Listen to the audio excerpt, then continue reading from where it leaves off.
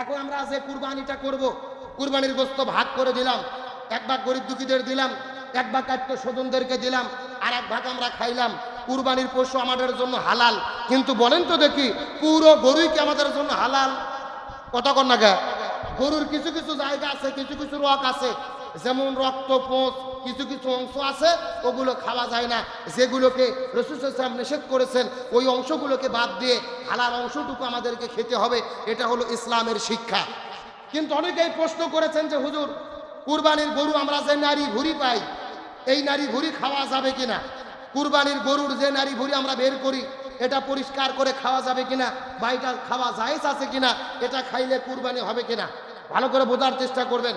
রাসূল করিম সাল্লাল্লাহু আলাইহি ওয়াসাল্লাম হাদিস থেকে পাওয়া যায় তিনি মূলত দুর্গন্ধযুক্ত খাবার খাইতেন না। দুর্গন্ধযুক্ত খাবার খাইতেন না, দুর্গন্ধযুক্ত গোশত, মাছ, এমনকি আপনার কাঁচা পেঁয়াজ খাইতেন না, কাঁচা রসুন খাইতেন না। এই জন্য রাসূল সাল্লাল্লাহু আলাইহি ওয়াসাল্লাম উটের বা গরু, মহিষের, ভেড়ার এগুলোর নারী ভুঁড়ি রসুল খাইতেন না। কিন্তু রাসূল সাল্লাল্লাহু আলাইহি ওয়াসাল্লাম খাইতে নিষেধ করেনি। যারা বলেন খাইতে কি করেনি? নিষেধ করে নাই, অনুমতি দিয়েছে।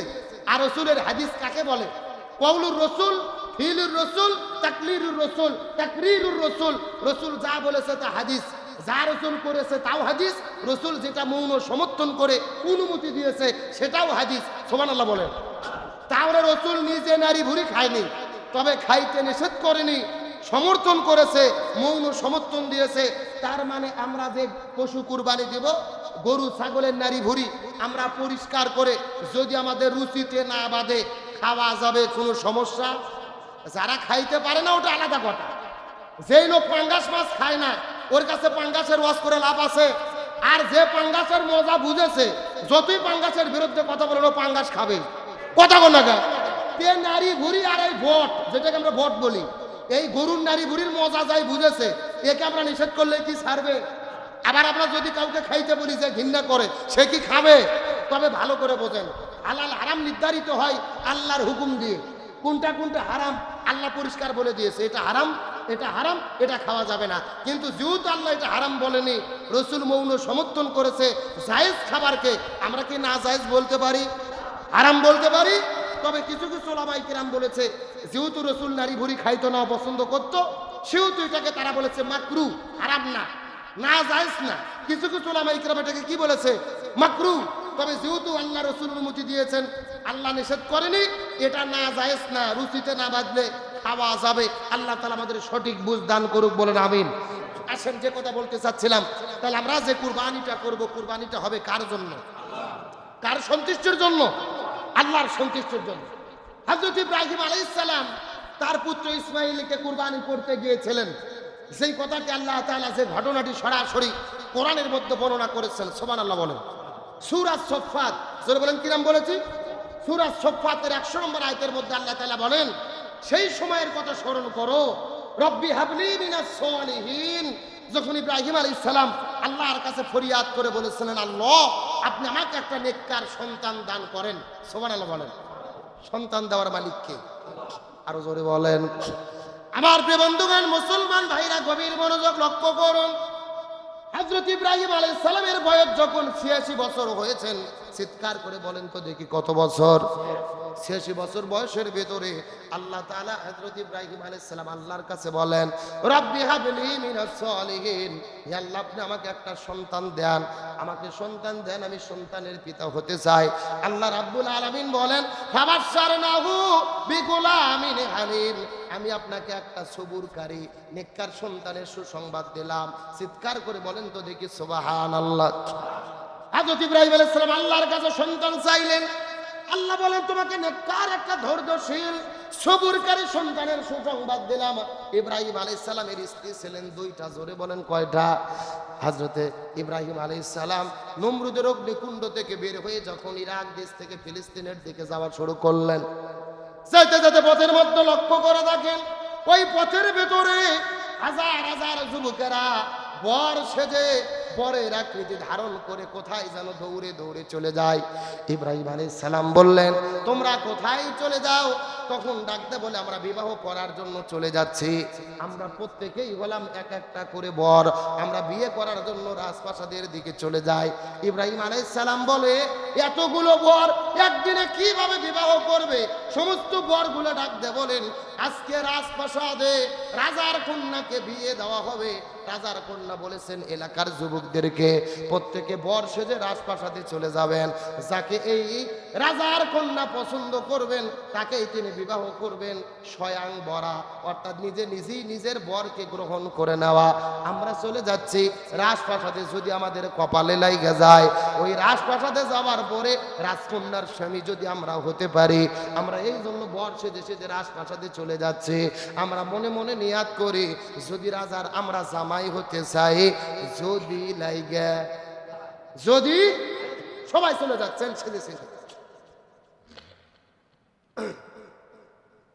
হযরত ইব্রাহিম আলাইহিস সালাম আল্লাহর কাছে ফরিয়াদ করে বলেন, আল্লাহ, এই যে হাজার হাজার ছেলে পেলে বর সেজে সেজে রাজপ্রাসাদের দিকে চলে যাচ্ছেন রাজার কন্যাকে বিয়ে করার জন্য, আমি এখন কি করব? আমিও যাবার জন্য সুযোগ চাই। ও আল্লাহ, আপনি যদি অনুমতি দেন রাজপ্রাসাদের ভেতরে আমিও যেতে চাই। আমার কি যাওয়ার মতো অনুমতি আছে নাকি? আল্লাহ ডাকতে বলে, ইব্রাহিম, শুধু তোমার অনুমতি নয়, আমি তোমাকে রাজপ্রাসাদে নিয়ে যাওয়ার জন্যই এলাকার ভেতরে এনেছি। আল্লাহ বলতেছে অনুমতি না, আমি তোমাকে ওখানে পাঠানোর জন্যই এলাকাতে এনেছি। সুবহানাল্লাহ কোন। হযরত ইব্রাহিম আলাইহিস সালাম চলে গেলেন। শরীরের মধ্যে ভালো কোনো পোশাক নাই, ভালো কোনো কাপড় নাই, ওই ময়লা কাপড়টা পরে রাজপ্রাসাদে চলে গেলেন। তিনি বর হওয়ার জন্য সবার সামনে দাঁড়িয়ে গেলেন। ইব্রাহিম আলাইহিস সালাম মনে মনে চিন্তা করে, বিয়ে যদি করতেও না পারে, রাজকন্যা যদিও বউ না হয়, খাওয়া তো মিস, খাবার মিস আছে, বিয়ে হয় হোক না হয় না হোক, খাবার আছে, আলহামদুলিল্লাহ কোন। হযরত ইব্রাহিম আলাইহিস সালাম চলে গেলেন রাজপ্রাসাদের ভেতরে। এইদিকে রাজার কন্যা বিশ্ব সুন্দরী, যার নাম হলেন হযরত সারা আলাইহিস সালাম। কি নাম বললাম? হযরত সারা আলাইহিস সালাম সুন্দর করে সাজুগুজু করে তার বান্ধবীদেরকে ডাকতে বলে, বান্ধবীরা রে, আমি স্বপ্নের ভেতরে যেই পুরুষকে দেখতে পারি, আমি জানি না সেই পুরুষটা আজকে রাজপ্রাসাদের মধ্যে আসবে কিনা। রাজার প্রাসাদের মধ্যে যদি আসে, তাকে বর হিসেবে গ্রহণ করতে চায়। সারা সুন্দর করে সাজুগুজু করে রাজপ্রাসাদে চলে গেলেন। রাজপ্রাসাদের ভেতরে হাজার হাজার বর সেজে লাইন ধরে কাতারবদ্ধ হয়ে দাঁড়িয়ে আছেন। হযরত ইব্রাহিম আলাইহিস সালামের শরীরে ভালো কোনো কাপড় নাই, ভালো কোনো জামা নাই, ভালো কোনো পোশাক নাই। ইব্রাহিমকে সামনেও দাঁড়ানোর জন্য কোনো সুযোগ দেয় নাই। ইব্রাহিম আলাইহিস সালাম একদম পেছন দিকে দাঁড়িয়ে আছে, আর সারা আলাইহিস সালাম ওই রাজপ্রাসাদের ভেতরে লক্ষ লক্ষ বরের ভেতরে সবগুলো বরকে ছেড়ে দিয়ে এক দৌড়ে ইব্রাহিম আলাইহিস সালামের কাছে যাওয়ার পরে তার চেহারার দিকে তাকায়া লক্ষ্য করে দেখে, তার চেহারার মধ্য থেকে আসমানি জান্নাতি নূরগুলো চমকায় চমকায় বের হতেছে। হাজেরা হযরত সারা আলাইহিস সালাম আস্তে করে যাওয়ার পরে ইব্রাহিমের কাছে হাত ধরে ডাকতে বলে, হে যুবক, আনতা ইব্রাহিম, তুমি কি আল্লাহর পয়গম্বর ইব্রাহিম আলাইহিস সালাম?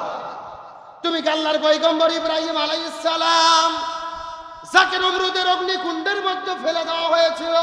আল্লাহ 40 দিন পর্যন্ত ওই নমরুদের অগ্নিকুণ্ডের ভেতরে হেফাজত করে রেখেছিলেন, জান্নাতের পোশাক তোমাকে পরে দিয়েছিলেন। তুমি কি সেই ইব্রাহিম? ইব্রাহিম আলাইহিস সালাম বললেন, হ্যাঁ।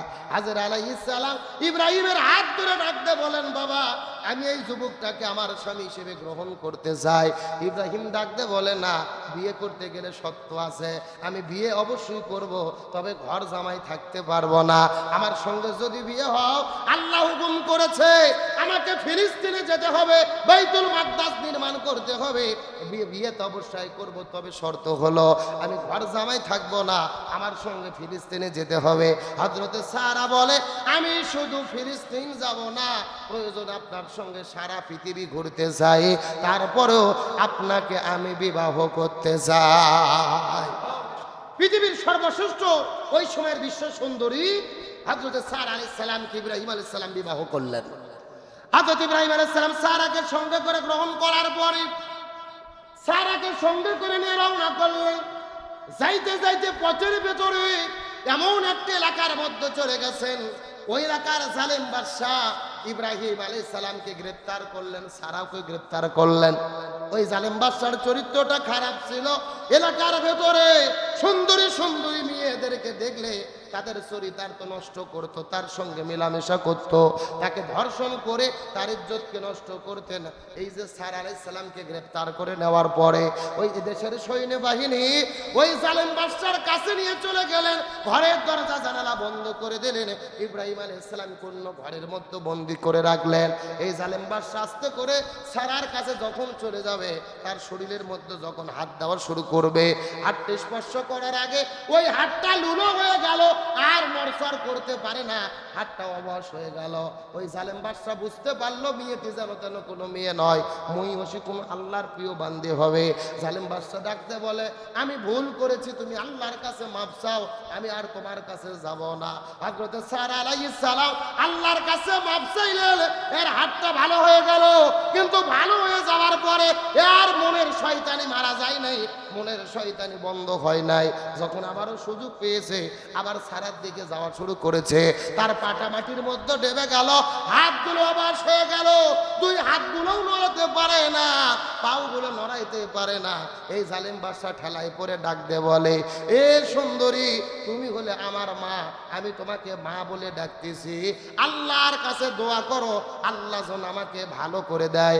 আমাদের দেশে একটা কথা আছে, ঠেলার নাম, কতক্ষণ ঠেলার নাম। হাতগুলো অবশ হয়ে গেছে, পাগুলো মাটির মধ্যে যখন ঢুকে গেছে, তখন বলতেছে, এই মেয়ে, আমি জানি, বুঝতে পেরেছি তুমি মহিষী, তুমি গুণবতী, আল্লাহর প্রিয় বান্দি, আল্লাহর কাছে মাপ চাও, আমি আর তোমার শরীরে হাত দেব না। সুবহানাল্লাহ বলেন, সুবহানাল্লাহ বলেন। তাহলে বিপদের মধ্যে পড়লে আমাদেরকে ডাকতে হবে কাকে? আরো জোরে বলেন। আমাদের পৃথিবীর ভেতরে একটা দেশ আছে, সেই দেশের নাম হলো মরক্কো। জোরে বলেন, কোন দেশ? মুসলিম প্রধান দেশ মরক্কো। মরক্কো দেশের রাষ্ট্রপ্রধান, আজকে সেখানে ঈদ হচ্ছে, অথচ রাষ্ট্রীয়ভাবে সেখানে কুরবানিকে নিষিদ্ধ করা